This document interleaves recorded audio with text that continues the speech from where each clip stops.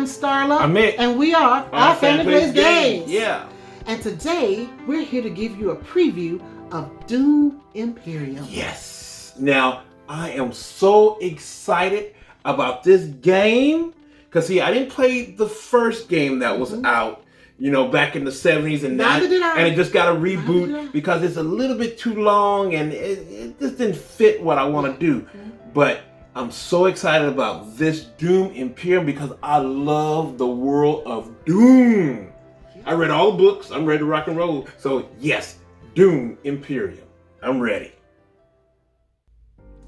Dune Imperium is a hybrid deck building and worker placement game. Published by Dire Wolf, Dune Imperium is the first board game connected to the upcoming Dune film and the first new Dune board game in nearly 40 years. Paul Dennen, the lead designer of Dune Imperium, is also the creator and lead designer of the popular Clank, a deck-building adventure board game series. Starla, I'm so excited because one of this family's most favorite games, Clank, the guy who did that, made this. I'm excited. Great. I'm excited. We're excited. I'm excited. The guy who gave us Mr. Whiskers. Mr. Whiskers. He gave us Mr. Whiskers. So next up, everybody, we're going to take you to the setting. Yes. Now, I'm going to tell you about the world of Dune. Now, it's coming from Frank Herbert's great series of books about the crazy place of the Dune universe. Now, me, love it because I read all the books and I love the universe. It's wild, a little strange, but I love it. Now, what is Dune? Well, it's the known universe after they've had some big battles and craziness, like the AIs, the computers tried to take over the world and they had to destroy them, and now there's no computers no more. There's humans that are computers called the Mentats. Really crazy. Now, another thing that's happening is that this one leader called Shaddam IV rules this whole universe. But the thing is, the real thing that's controlling this universe is a precious resource called the spice melange.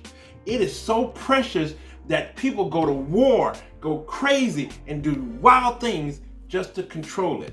Now, it's a whole bunch of big houses in the land shroud that are they always plan against each other, fight against each other, just over to get control of the spice melange.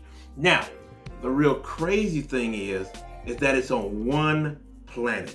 Yeah, the whole spice is on one planet, y'all. And it's called Arrakis, a desert planet, Dune. And that's where Dune Imperium really comes into focus because you take over one of the houses trying to get control of the spice. So it's a wild world, strange world, but a beautiful world, and I love it. So let's keep going.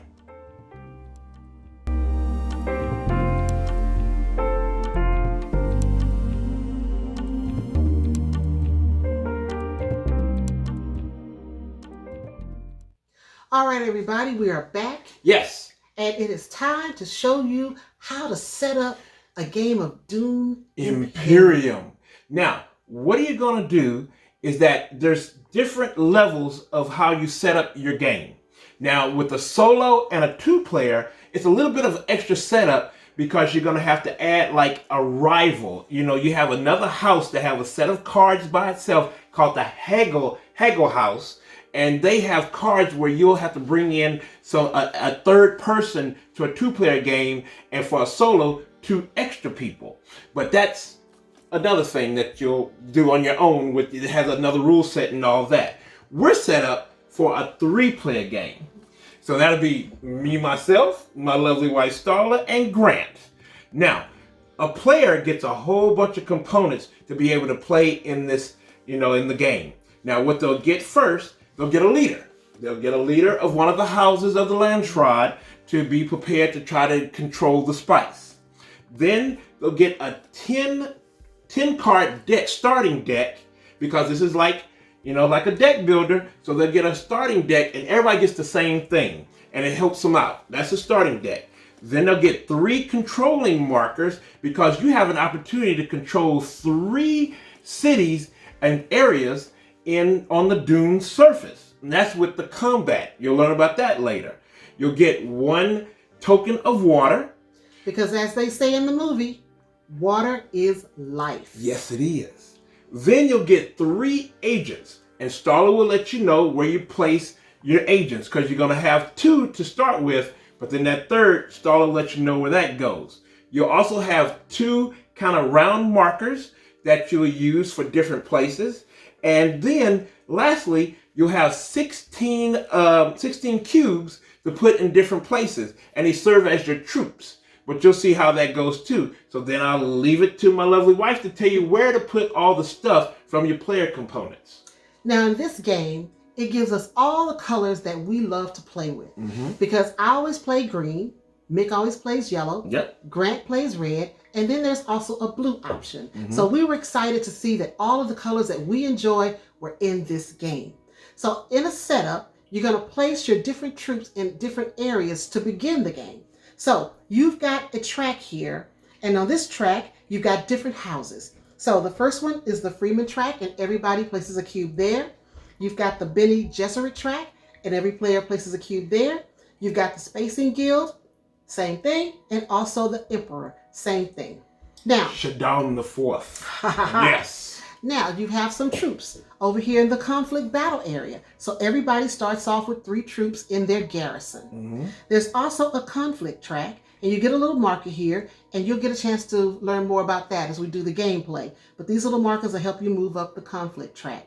Now, up in this area here, you've also got a Mentak, and he's someone you can get in the game as the game goes, and we'll talk about that a little bit more.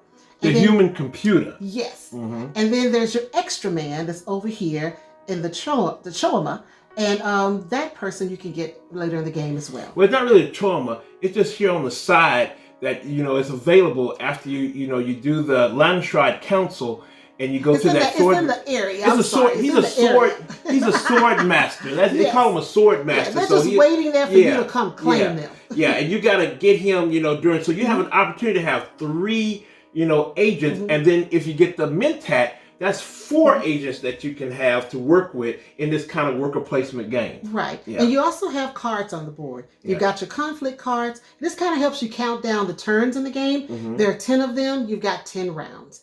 Then you also have your intrigue cards. You'll be able to access those during the game. You've got your reserve cards up here at the top. And then over here you have your Emperor row. And that's Imperium row. Yes. And these are the cards that you'll access as well during the game. And then you'll have an opportunity to build your deck with the cards from the Imperium row. And there are 5 of them. And when you pick one up, you put one immediately down because it never can be empty. And then you also have spice. Yes, spice. And you have money. The Soloria.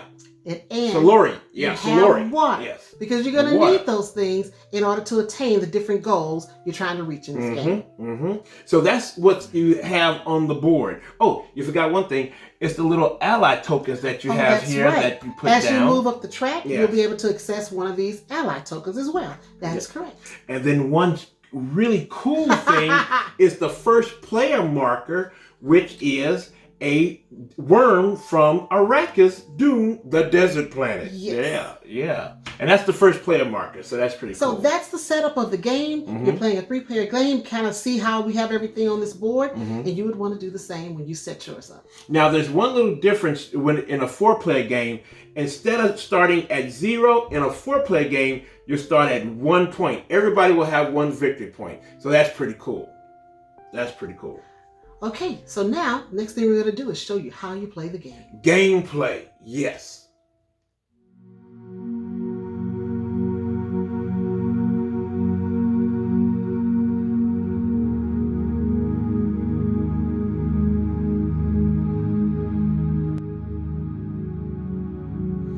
Well, we're here with now gameplay with Dune Imperium. Now we try to control the spice, because whoever controls the spice controls the universe. And this is our universe. Now, it's a couple of things that are very important to the gameplay of Dune Imperium. And since this is a deck builder, those cards are important. Right now, when you start, you're starting with 10 cards, 10 starting cards that everybody has all the same. Mm-hmm. And it's important to go to Imperium Row to get better cards, because you're going to be trashing some of these starter cards and trying to get better cards. Now, the cards are very important, as I say again, so we need to understand the anatomy of the cards to help you strategize to win this game. So here is the anatomy of the cards. Okay, in this game, everyone chooses a leader card. Each leader has 2 different unique abilities. The first, on the left, is used during play as described on the leader. The second, on the right, and marked by the signet ring icon, is activated when you play your signet ring card on one of your agent turns. Next, every player has a 10-card deck. That's how we start. And each card has different things that you'll get a chance to utilize and you'll see on your card. The effects of each card in your deck are divided into 2 parts, an agent box and a reveal box. On any given turn, you may use the effects contained in only one of those boxes, the agent box during an agent turn or the reveal box during a reveal turn. The card is broken down into different sections. First, you have the name, the faction, the agent icons, agent box, the reveal box, the persuasion cost, and the acquired effect. Those are 2 very important things that you need to know. Now, there's some other things out there like the intrigue card that can help you out also, but we'll talk about a little bit of that in gameplay. Now, the back of the leader cards, of the house leader cards, is a cool, very rundown. Nice cheat sheet. Yeah, the cheat sheet for to everything. kind of help you with your turn. Yeah, it helps you. It tells you everything you need to do with this game, which is pretty cool. Now, there's one more thing that you have to do to get ready to go into all this conflict in Dune. Now, on 3 areas, it's in Dune. It's kind of like the spice trader areas, and you put down a spice in each area. And we'll do that. So now whoever lands there will get 1, 2, or 3 spices plus the spice bonus that's sitting there. And to tell you the truth, if no agent goes there, that spice grows. And we saw it grow big time. Now, to start off, we reveal a new conflict card. The conflict card you pull over, you put over, and then it will show you rewards of if you win the conflict. Everybody can get into the conflict, and if you win in a 3-player game, the first and second winners will get something. Whoever have the highest combat level or total on the combat track, they get the first or second prize. Now in a 4-player game, first, second, and third will get the prize. Now what comprises on here, you might be able to go up a influence track, or you'll get some spice, you'll get some money, or you'll get some victory points, and you may even get a city. Yes. You can get a city where you get rewards where whoever comes there, even yourself. So that's really cool.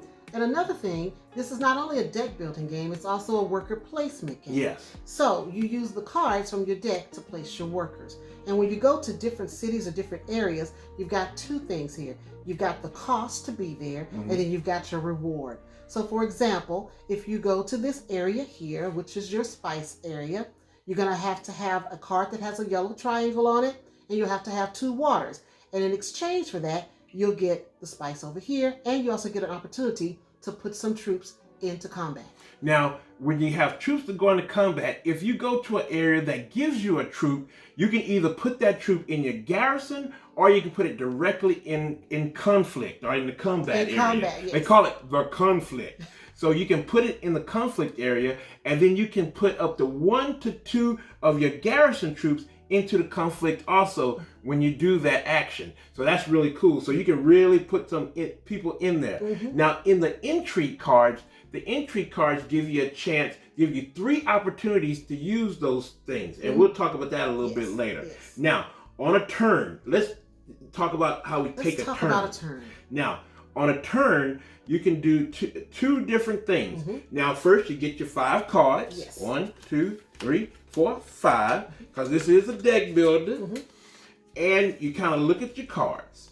Now, once you find out what you want to do, well, I guess I'll let you go. Well, you have to make a decision. You're looking at your cards and you want to figure out which card is going to give you the best benefit during this particular turn.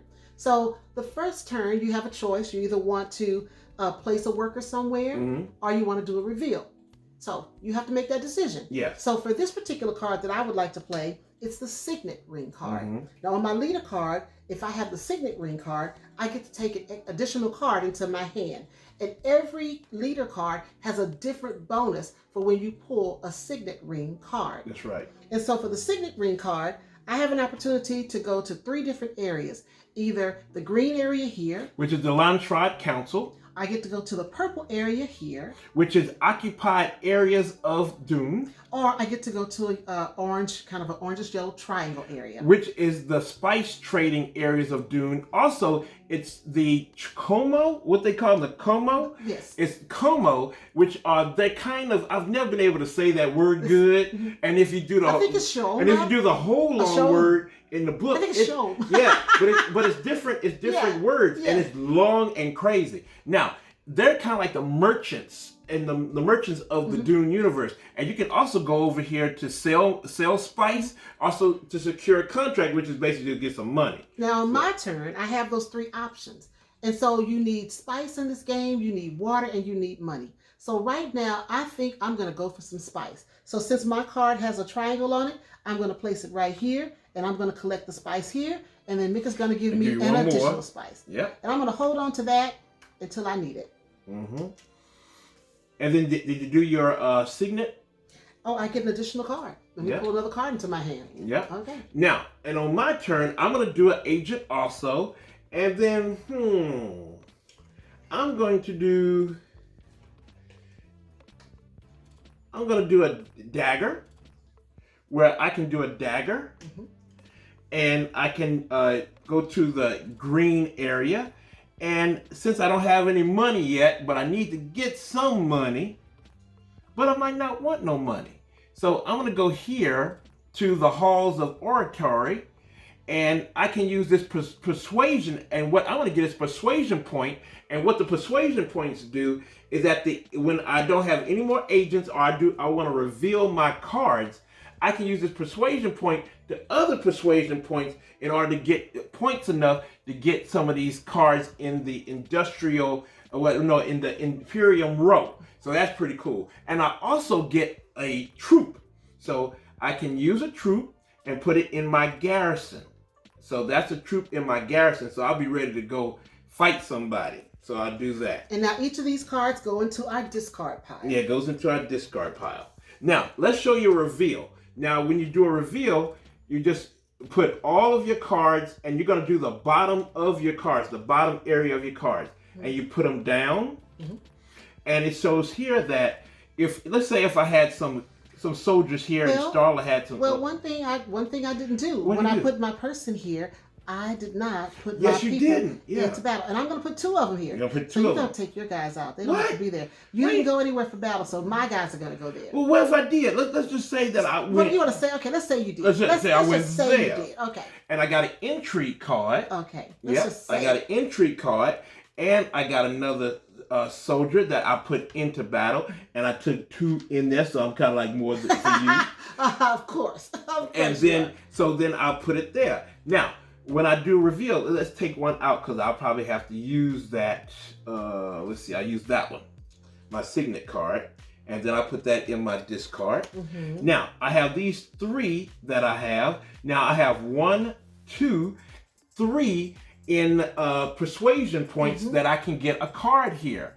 And you also have some other cards, so kind of like reserve cards that will always be there for different reasons. Now this fold space, which is very important, and lets you go anywhere. You can only get that with the space guild, and you got to have that little like an infinity symbol. An infinity symbol for the space guild. You go there, you get a fold space, but you trash that card immediately. Yes. Then this is the tough one to get. The spice must flow. I like saying that. The spice must flow.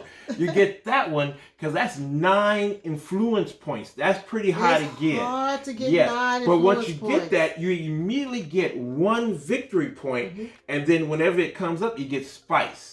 Now, the other one is the Arrakis Liaison, which lets you go to a couple of places on Arrakis, on Dune, and then also gives you 2 persuasion points if you use it in the reveal, which is pretty cool. Now, I have 3 points, and I'm going to get this, this Fremen card, which is a crier knife, and I'm going to put that into my discard pile, and then a new one comes up. And that's what you do. And then also, since I have soldiers in battle, let's see if Grant probably. Let's just say Grant. Grant went over here. Let's say he went here, and he's put some soldiers. Yeah, and he got some water. We'll give him some water. We gotta put him up the track just to make sure to go with that. No, he don't go there because he's not there.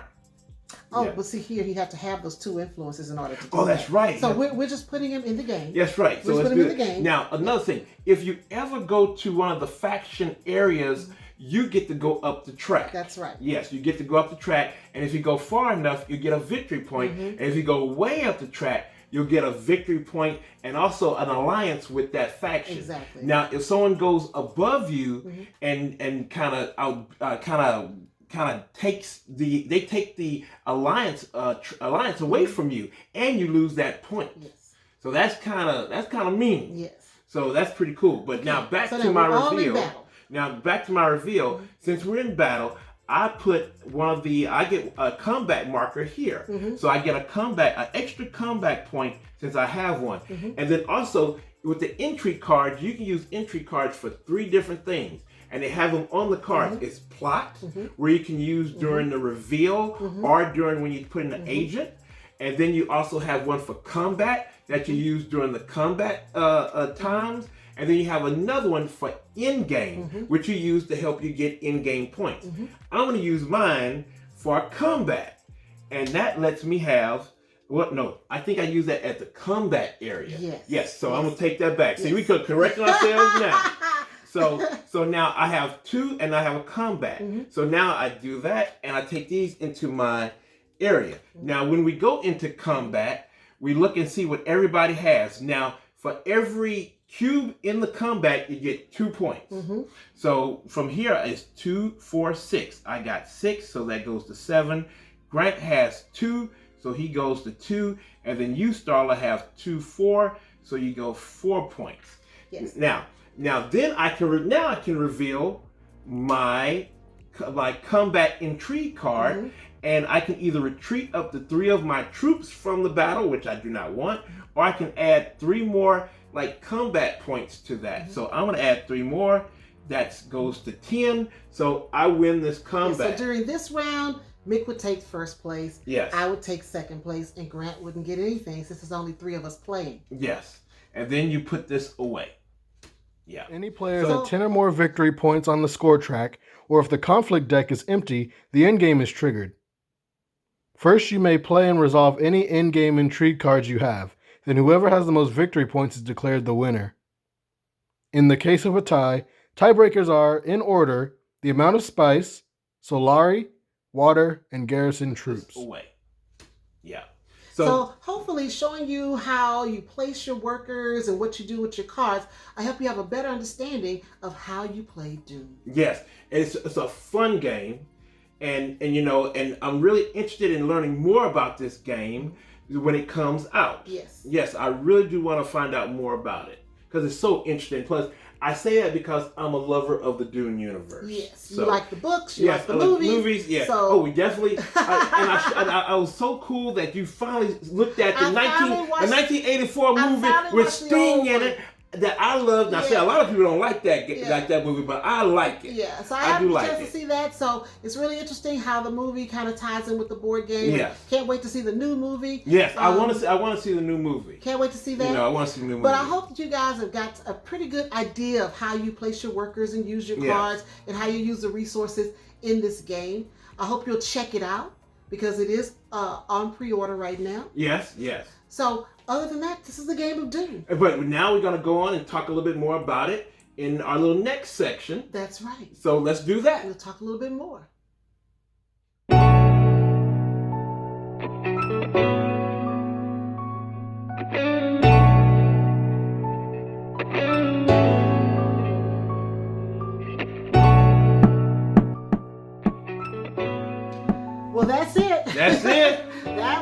That's it. Imperium. Oh, I love Dune. I love the universe, and it really brought it out, but I love it. I love it. Yeah, so I hope that, this piqued your interest so that you'll check out the new game, which is available for pre-order. Yes, and the game, it piqued our interest. It did. And I definitely want to see more of it. Me too. So we can talk more of it later on. Yes. Definitely want to do that. Now, there's a couple of things that's happening with the game that's coming up. One, when this comes out, it's going to be a companion app for your mobile phone or for your tablet. That's going to help you with the solo and the two-player versions of the game. So that's really cool. Mm-hmm. That's really cool. Then also, a little bit later next year, a little birdie told me, that you're going to be able to upgrade your components. Yeah. Now, I'm excited about that. I love components. You love components. I love the way they look and feel. So if you can upgrade them, Yes. bling it out. Yes, so you're going to be able to bling out this game. Yes.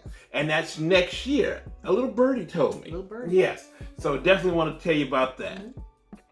So, where can you find us? Yes. We are on Instagram, Really? Facebook, Mm-hmm. Twitter, Yes. and of course you can find us on YouTube Always. and sometimes on the Dice Tower. So we're doing better. We're doing better. We're gonna do better. So We're gonna we do are better. Our Family Plays Games. Yes. Now, family, you have a good time out there. Now, you be safe.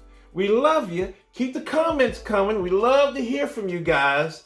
And also, keep your mask on.